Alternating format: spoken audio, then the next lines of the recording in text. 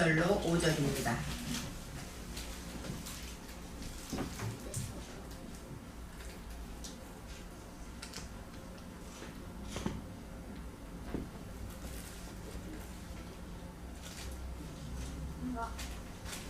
사람에게는 버림바 되었으나 하나님께는 택하심을 입은 보배로운 산 돌이신 예수에게 나아와 너희도 산 돌같이 신령한 집으로 세워지고 예수 그리스도로 말미암아 하나님이 기쁘게 받으실 신령한 제사를 드릴 거룩한 제사장이 될지니라. 6절도 봉독합니다. 경에 기록하였으되 보라 내가 택한 보배롭고 요긴한 모퉁이 돌을 시온에 두노니 저를 믿는 자는 부끄러움을 당치 아니하리라 하였으니. 아멘. 오늘의 말씀의 제목은 신령한 집으로 세워지고입니다.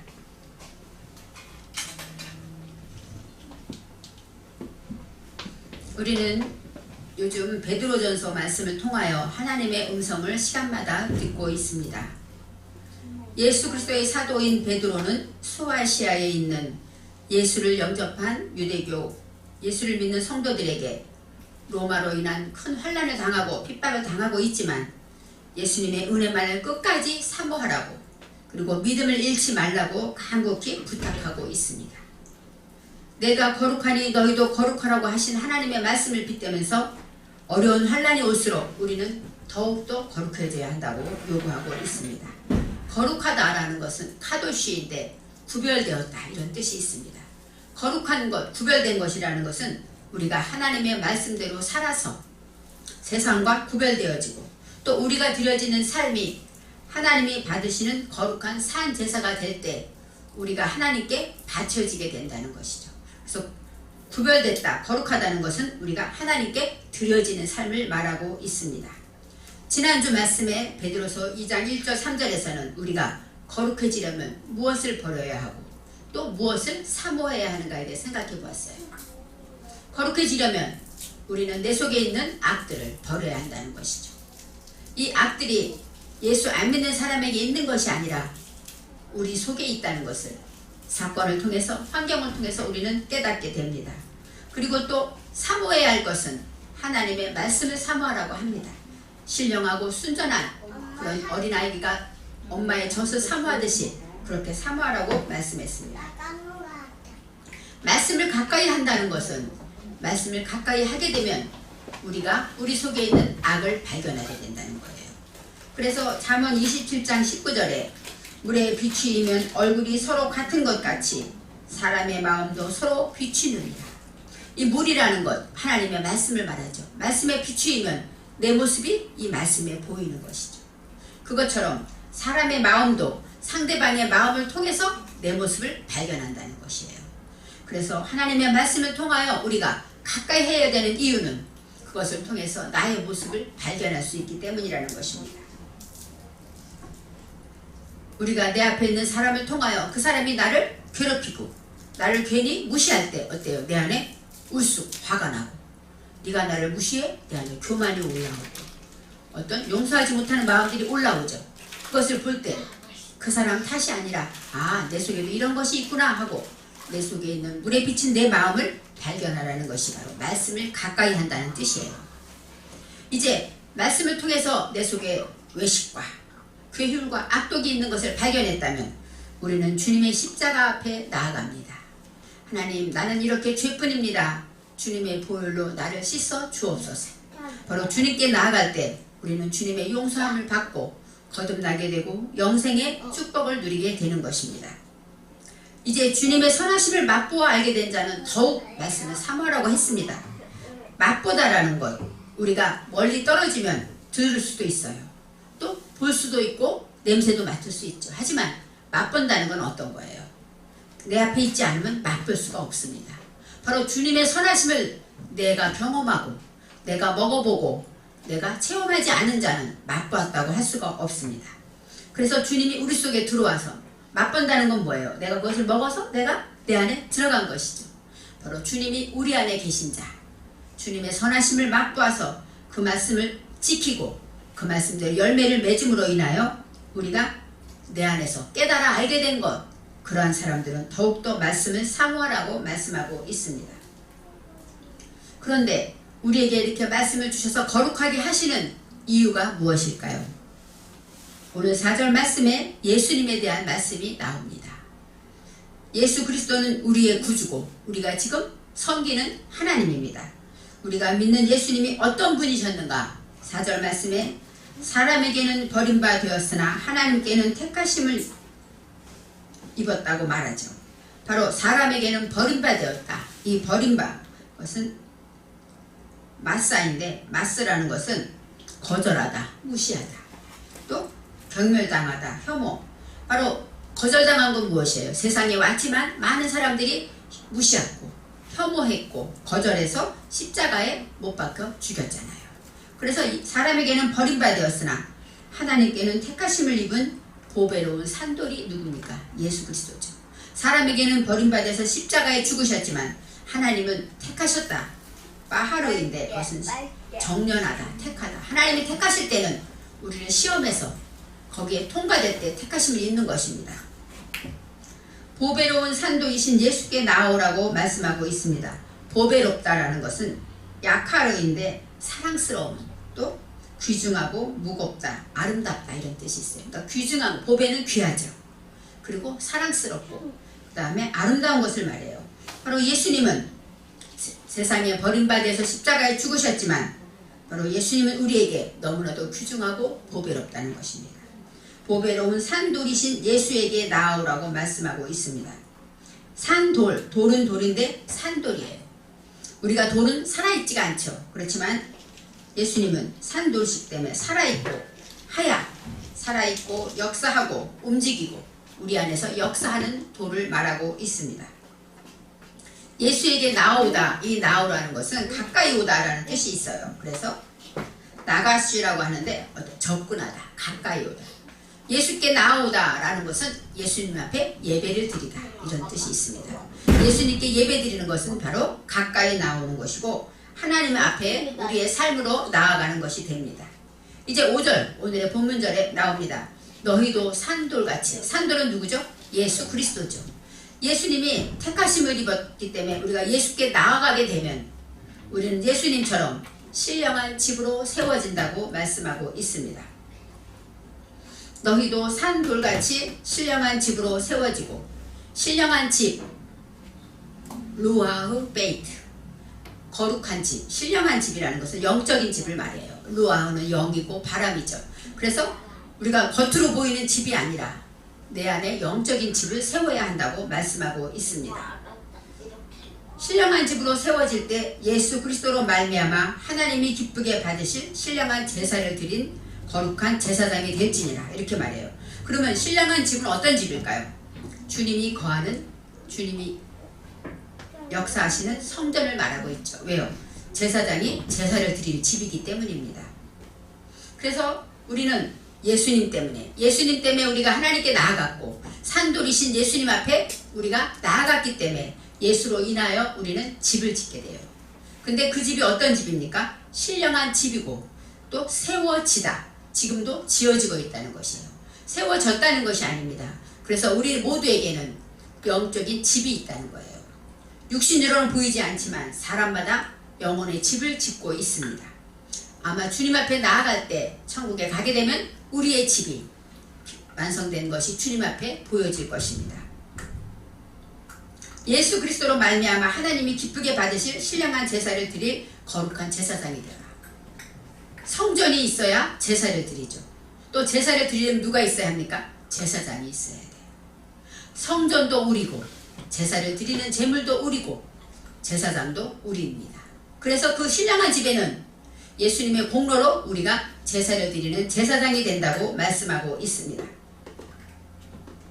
바로 세상에서는 버림받고 멸시받고 거절하고 경멸된 그런 예수 그리스도를 우리는 보배라고 여긴다는 것이죠. 예수를 세상 사람들은 무시하고 경멸했지만 예수를 만난 우리에게는 그 이상 보배가 없습니다. 나를 위해 생명 주셨고 나를 위해 모든 것을 예비하시고 나를 천국까지 인도하실 정말로 영원한 나의 구세주 보배가 되는 것입니다. 보물을 발견한 자가 밭에서 일을 하다가 그 보물을 살려고 전 재산을 팔았다 라는 이야기를 생각해 볼 때 세상 사람들은 웃을 거예요. 전 재산을 팔고 왜 그 밭을 사? 그렇지만 보물을 발견한 자는 스스로 기쁨이 있죠. 나만이 아는 기쁨이 있습니다. 바로 보물을 발견한 자는 그것이 가장 귀한 것을 알기 때문에 나의 재산을 다 허비해도 안타깝지 않고 속상하지 않다는 것입니다. 마태복음 21장 42절에 이런 말씀이 있습니다. 너희가 성경에 건축자의 버린 돌이 모퉁이의 머릿돌이 되었나니 이것은 주로 말미암아 된 것이요 우리 눈에 기이하도다.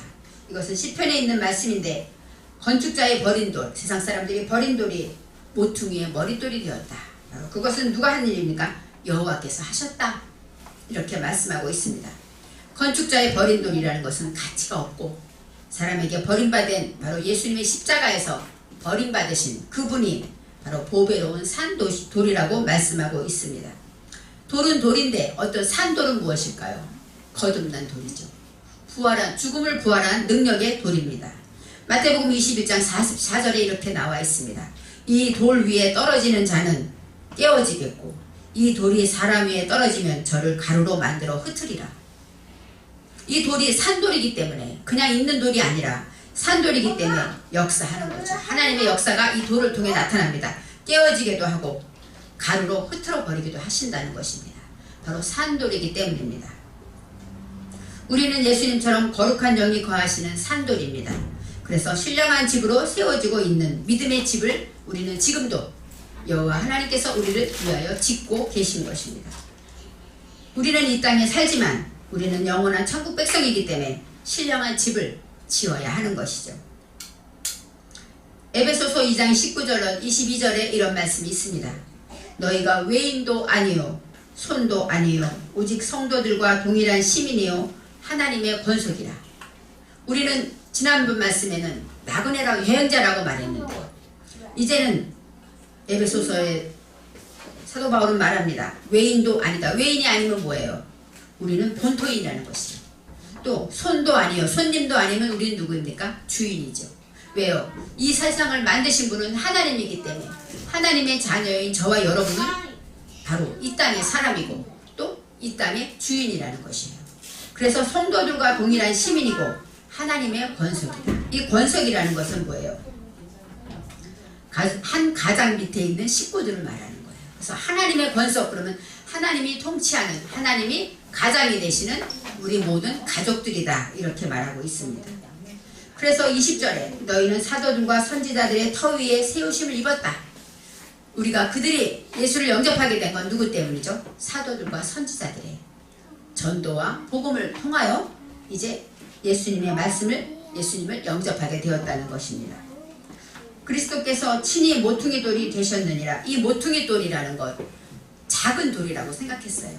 그런데 이 모퉁이라는 것은 에벤하 파나 바로 앞에 있는 돌이라는 거예요. 내 눈앞에 보이는 돌이 모퉁이 돌이라는 것입니다.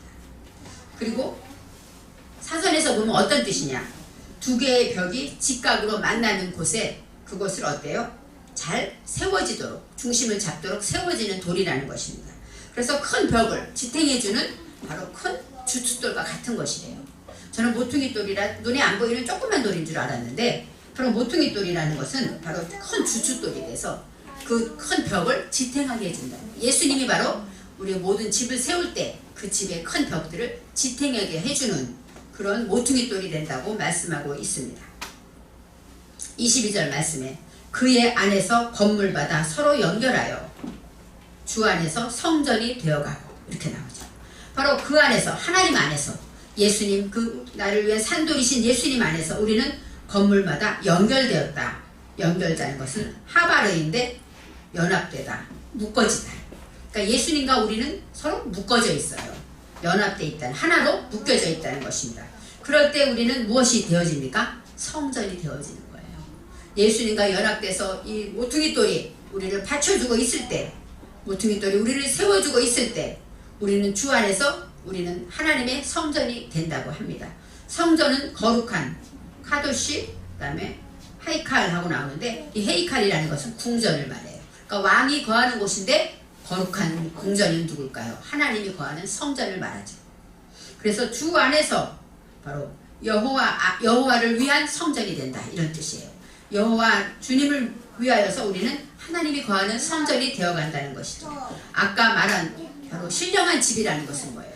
성전인데 누가 거합니까? 우리 주님이 거하는 성전을 우리가 지어가는데 그 모퉁이돌이 누구냐? 산돌이신 예수 그리스도라는 것입니다. 그래서 22절 말씀에 너희도 성령 안에서 하나님이 거하실 처소가 되기 위하여 예수 안에서 지어져 간다고 말해요. 바로 성령 안에서 우리는 하나님이 거하실 처소를 짓는 집을 지어야 한다는 것입니다. 그래서 예수 안에서 함께 지어져 간다고 말하고 있습니다. 바로 성전이라는 것은 우리가 말하는 신령한 집이고, 그 다음에 신령한 집은 믿음의 집이며 눈으로 보이지 않는 영적인 집입니다. 그래서 이 영적인 집은 너희도 한 것처럼 누구에게나, 사람마다 예수님의 자녀들에게는 누구에게나 신령한 집을 세워지고 있다는 것입니다. 고린도전서 3장 16절 말씀에 너희가 하나님의 성전인 것과 하나님의 성령이 너희 안에 거하시는 것을 알지 못하느냐 하고 말씀하고 있는 것처럼 우리는 하나님의 성전입니다. 우리 안에 거하는 성전은 신령한 집이기 때문에 주님이 거하시는 성전을 지어가고 있다는 것입니다. 신령한 집에는 하나님의 성전이기 때문에 거긴 누가 있을까요? 제사장이 있어요. 왜요? 제사를 드려야 되기 때문에. 하나님의 성전에는 제사를 드리러 갑니다. 제사를 드리기 위해서는 제사장이 필요한데 바로 그러기 때문에 우리는 제사장이 되라고 말씀하고 있는 것입니다. 하나님께서는 오늘도 우리를 거룩하게 하시고 또 말씀을 주셔서 우리를 믿음으로 성장하게 하십니다. 그리고 보배로운 산돌이신 예수님께 나아오라고 하시고 예수 안에서 연합하여서 거룩한 성전을 지어가라고 하십니다. 우리는 눈에 보이지 않지만 사람마다 성전이 있습니다. 이 하나님이 거하실 처소를 모퉁이돌이 되신 주님과 함께 연합하여 오늘도 우리의 신령한 집은 지어져 갑니다. 하나님의 말씀을 듣고 하나라도 깨닫고 하나님의 선하심을 맛보아 알게 된 자는 한 단 한 단 점점 올라가면서 아름다운 집을 지을 것입니다. 그래서 오늘 말씀하신 대로 우리는 거룩한 제사장이 되는 것입니다. 신령한 집에 신령한 제사를 드려야 되는데 그 제사는 누가 드립니까? 우리 모두가 거룩한 제사장이 되어서 하나님 앞에 우리의 죄를 고백하고 용서받는 제사장의 직분을 주셨다는 것입니다. 그래서 8절 말씀에 너희는 왕같은 제사장이라고 하신 뜻이 이제 나아갑니다. 그런데 여러분, 우리의 집은 어떤 집일까 생각해 보아야 합니다. 과연 기초공사가 잘 되었을까? 아기돼지 삼형제 이야기가 있습니다. 아기돼지 삼형제는 뭐예요? 풀로 짓고 나무로 짓고 벽돌로 짓잖아요.